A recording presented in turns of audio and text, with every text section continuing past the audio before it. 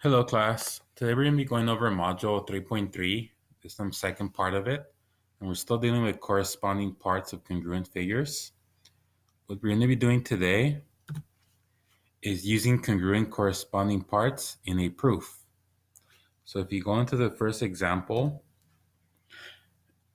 we're going to be writing a proof. And to start the proof off, we're going to be using the two-column proof here. So you see the two columns, one that says statements, one that says reasons. And if you look at the information they give you in the problem here, they'll give you something called a given statement, which is a fact about the problem that's true. So that's just something that's a fact that here it tells you triangle ABD is congruent to triangle ACD, which are the two triangles on the right. So again, remember, if the two triangles are congruent, that means all their angles and all their sides, or their corresponding angles and sides, are congruent to each other. Then they also give you a proof statement on the bottom. So here the proof statement is they're telling you you're going to prove that D is a midpoint of segment BC. So if you remember what a midpoint is a point on a segment that divides the segment into two equal parts.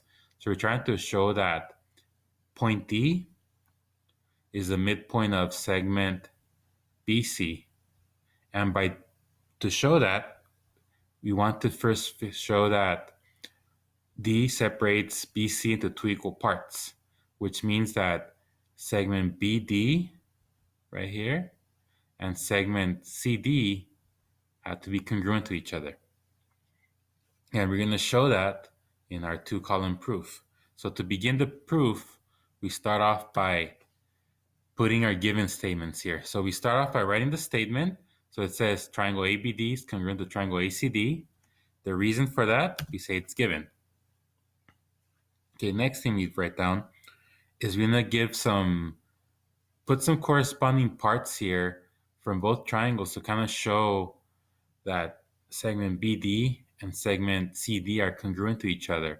And again, if you look at the name of the triangle, it'll kind of tell you if those two are congruent to each other. So we look at segment BD, which is these two right here, and that corresponds to CD. So it means that those two segments there are congruent to each other. So we're going to put BD is congruent to CD. The reason here we just say corresponding parts of congruent figures are congruent. And now the last part here is, since we know that these two segments are congruent, which means that point D is between them, which is halfway between the whole segment. So we say that D is the midpoint of BC. Reason being, definition of what a midpoint is. So this is our proof showing that D is the midpoint of BC. Okay, let's get into the next one over here. So this time they give you two quadrilaterals, and you want to prove that angle J is congruent to angle P. So let's start off by looking at what's given here. First of all, they tell you quadrilateral JKLM is congruent to quadrilateral NPQR. So that's our first given statement. So let's put that down. And then reason again, we say it's given. And they also give you another given statement. It says angle J is congruent to angle K. So let's write that down. Angle J is congruent to angle K. And again, that's given. So let's mark the quadrilaterals over here. Let's figure out what parts are congruent. So here they told you angle J and angle K are congruent to each other. Now they want you to prove that angle J and angle P are congruent to each other. So we have to also figure out what are the corresponding parts here. So if you look at the name of the two triangles, look at letter J here. That's the first letter of this quadrilateral. And if you look at the name of the other quadrilateral, N, That means that angle J and N correspond to each other, so they're equal. So let's mark, so as we say angle J and angle N are also corresponding to each other. But now let's look at angle K over here. It says K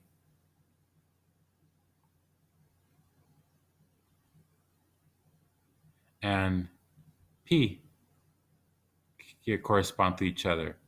So we're going to say that angle K and P correspond to each other.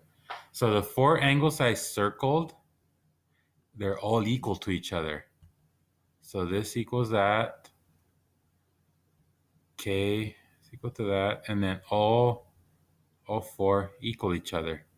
So what we're going to put the next statement is to try to show that J and P are congruent. We first have to show that K and P are also congruent because they're corresponding angles. So you put angle K is congruent to angle P, and now we say I abbreviated this to CPCFC, which all it means is corresponding parts of congruent figures are congruent.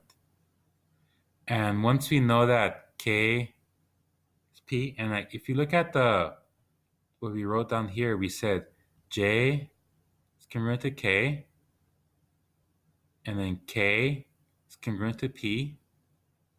That says that J and P are also congruent to each other. And the property we use here, we call it the transitive property of equality. Okay, let's go to the next part.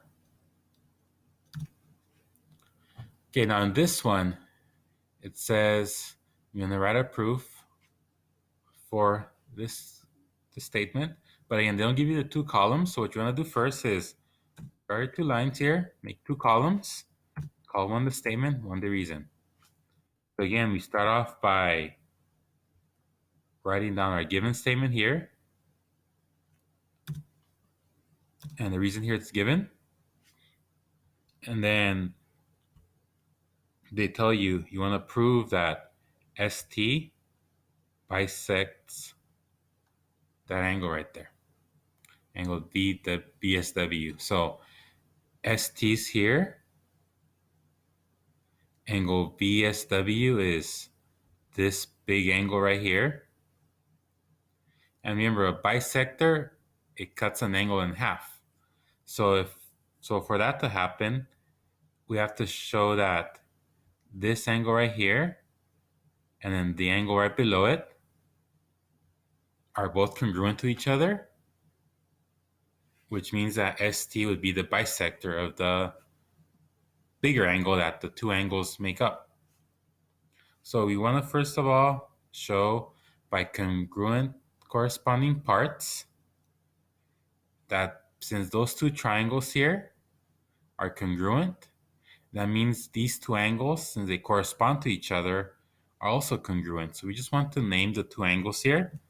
We just say angle VST, which is our angle above it, VST, is congruent to WST.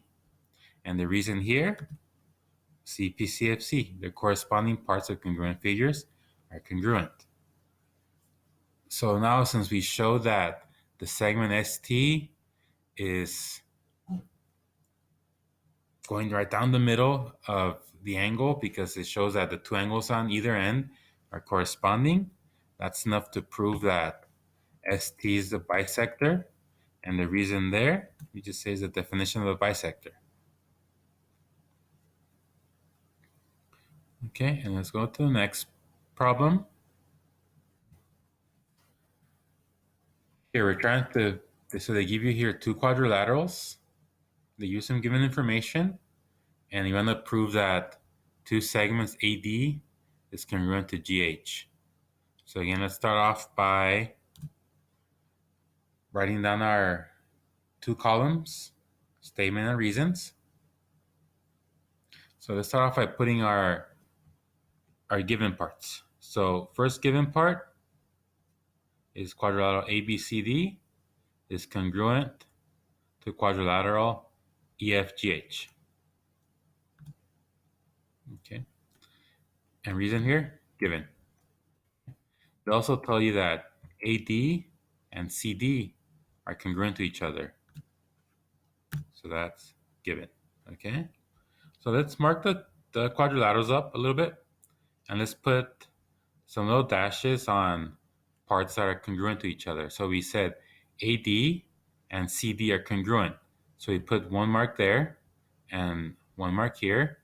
And the mark just says AD and CD are congruent to each other, or they have the same length or measure. Okay.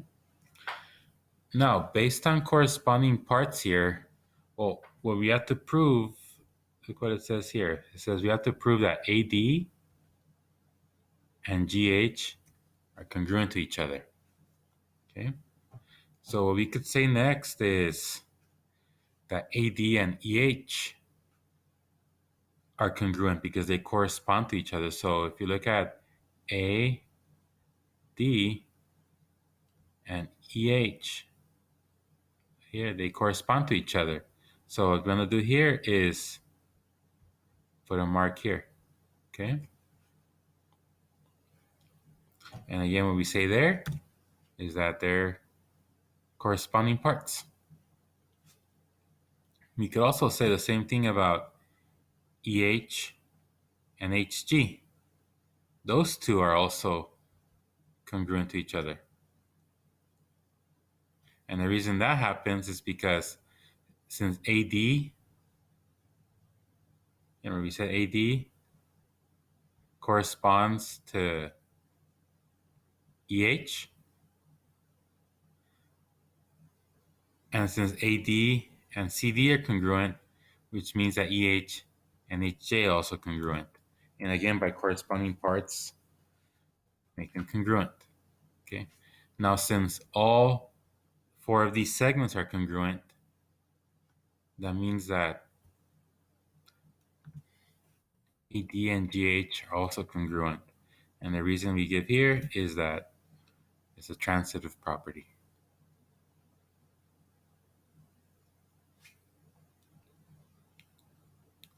Okay, so let's get on to an example. So in example 1, you have 3 problems here, 3 proofs. So I want you guys to work them out.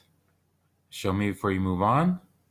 And then you could, once you finish the 3 problems, you can move on to your classwork that's on the class on Google Classroom.